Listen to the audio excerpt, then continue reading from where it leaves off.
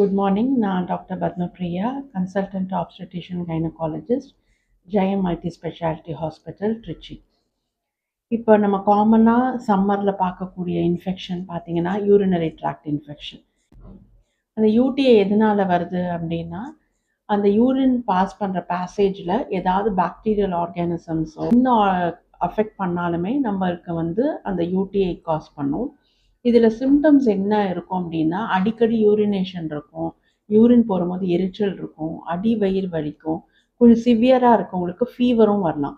So இதில் இது மாதிரி சிம்டம்ஸ் இருந்தால் நீங்கள் கண்டிப்பாக டாக்டரை பார்த்துட்டு யூரின் எக்ஸாமினேஷன் பண்ணிவிட்டு கல்ச்சர் டெஸ்ட் கொடுத்துட்டு அந்த கிருமிகள் என்ன வளருது, அதுக்கு ஆன்டிபயோட்டிக் நம்ம என்ன போடலாம் அப்படின்றத டாக்டர்ஸ் உங்களுக்கு அட்வைஸ் பண்ணுவாங்க.